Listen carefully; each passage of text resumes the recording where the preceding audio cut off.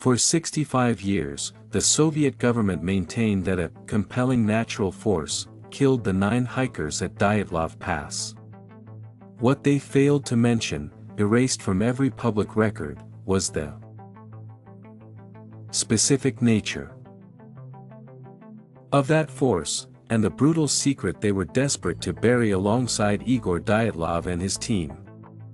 This wasn't merely an accident, it was a consequence that the state meticulously concealed, sacrificing truth for control in the bleak landscape of Soviet secrecy. We will now unmask this darkest secret. Igor Dyatlov led 8 experienced hikers on a challenging winter expedition across the notorious Ural Mountains in January 1959. This was no amateur group, they were seasoned trekkers, well-versed in extreme cold weather survival. Their route, ambitious and demanding, was meticulously planned, yet it would ultimately lead them to an inexplicable fate. The Soviet era demanded resilience, and these individuals embodied it, making their demise all the more perplexing and tragic, defying simple explanations.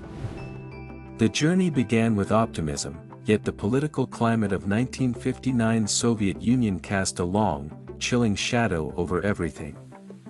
The Cold War was in full swing, and paranoia about foreign espionage permeated society. Every aspect of Soviet life, even a student hiking trip, existed within a tightly controlled system. This pervasive atmosphere of state secrecy and suspicion subtly underpins the entire mystery, hinting that the mountains held more than just natural dangers, but perhaps man-made ones, too. The alarm was raised when the group failed to report back by February 12. Search parties were dispatched, and on February 26, they made a terrifying discovery. Their tent, pitched on the slopes of Kholat Syakhl, was found ripped open from the inside. Inside, vital gear lay untouched, suggesting an unimaginable panic had gripped the group, forcing them to flee into the sub-zero night without proper attire. This initial crime scene immediately defied any conventional explanation. Even more baffling was the absence of conventional struggle. There were no tracks of struggle other than their own footprints, initially leading away from the tent. This contradicted any notion of an animal attack or human assailant. The group's flight was orderly, albeit desperate. The distinct lack of any external perturbation around the tent or the immediate vicinity amplified the bizarre nature of their exodus, pushing investigators to consider forces beyond the immediately visible or conventional. This detail alone shattered prevailing theories. Over the following months, all 9 bodies were recovered. 6 had died of hypothermia, a somber testament to the extreme conditions. However, the remaining 3 presented a horrifying anomaly. They had suffered blunt force trauma, severe internal injuries, and strangely, one victim had missing eyes and tongue. The sheer brutality and inconsistency of these injuries with simple exposure or natural causes immediately raised red flags, challenging any straightforward explanation. This was not a uniform, benign tragedy. The bizarre clothing choices further deepened the enigma. Some were barefoot, others in only socks, and clothing appeared swapped or ill-fitting, suggesting a desperate struggle for survival or a confused state. One victim was found with clothes belonging to another, implying a frantic attempt to scavenge warmth. This chaotic state of dress contradicted any coherent response to extreme cold, suggesting a psychological element or an abrupt, terrifying stimulus that drove them from the tent into the freezing night, disoriented and vulnerable. Despite the extraordinary evidence, the official Soviet investigation abruptly concluded that a compelling natural force was responsible. The case was swiftly closed, and its findings were classified for decades. This vague, nonspecific phrasing became the government's official posture, silencing further inquiry and effectively burying the true nature of the event. The speed and finality of this declaration, coupled with the immediate classification, marked the start of a conscious effort to manage the narrative, not to uncover the full truth. The Soviet state was a master of disinformation, frequently using secrecy and control to shape public perception. In 1959, at the height of the Cold War, any incident that could suggest weakness, incompetence, or a burgeoning secret project gone awry would be rigorously suppressed. The Dyatlov Pass incident fit this pattern perfectly, providing an ideal scenario for a state-orchestrated cover-up. It highlighted the systemic drive to protect state image above human life, a common tactic of the era. This pattern of silence and misdirection indicates that the compelling natural force was a sanitized euphemism for something far more disturbing. It points towards an event that, if fully disclosed, would have created political scandal or revealed sensitive state secrets.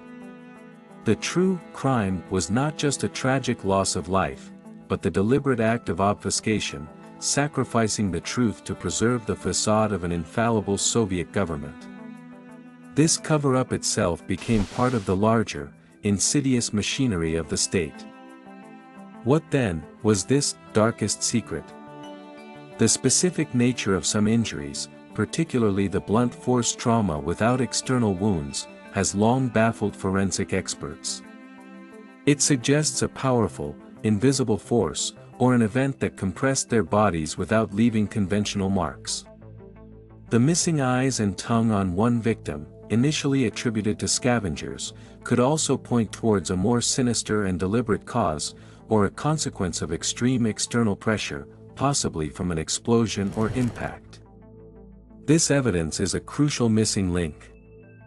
One theory, increasingly substantiated by newly available historical context, suggests a catastrophic accident during a secret Soviet military or scientific test. The Ural region was a hub for various defense projects, some involving unconventional technologies. A failed missile launch, a detonated experimental weapon, or even a sudden, unexpected atmospheric phenomenon resulting from such testing, could create the compelling natural force that caused immense panic and internal trauma, yet leaving few external traces. The hikers were simply at the wrong place at the wrong time.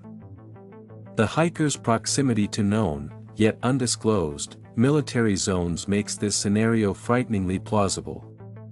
Reports from other hiking groups in the wider region at that time occasionally mention strange lights or sounds in the distant sky, often dismissed as military exercises. For the Dyatlov Pass group, such an event could have triggered an overwhelming survival instinct, causing their hurried, desperate escape from the tent, only to succumb to the elements or the residual effects of the force. Their very presence was accidental, their deaths collateral damage. The consistent characteristic of Soviet secrecy during the Cold War was not just to deny a truth, but to deny the very possibility of that truth. By labeling the Dyatlov Pass incident as an unexplainable, natural force, the government preemptively shut down any avenues of genuine inquiry into the true source of danger. This prevented not only public outrage but also any scrutiny that might unravel their ongoing, clandestine operations in the region. The tragedy was minimized to preserve a greater, darker secret. The darkest secret of Dyatlov Pass wasn't a monster or alien, but the chilling indifference of a state to human life, deemed expendable for the sake of its clandestine agenda. The hikers were not targeted, but became tragic casualties of a system designed to operate beyond accountability, even at the cost of innocent lives. Their deaths serve as a brutal reminder of the real human toll exacted by Cold War-era secrecy and unchecked power. This truth is far more terrifying than any supernatural tale. Even today, official explanations continue to fall short, unable to reconcile the conflicting forensic evidence with simple natural phenomena. The legacy of Dyatlov Pass remains a stark testament to the lengths a powerful state will go to protect its secrets, even when those secrets cost 9 promising young lives. The mountains still hold echoes of that terrible night, a silent witness to a truth deliberately twisted and buried, reminding us that sometimes, the most profound mysteries are not about what happened, but but who covered it up. The darkest secret is not the force, but the deliberate act of concealment.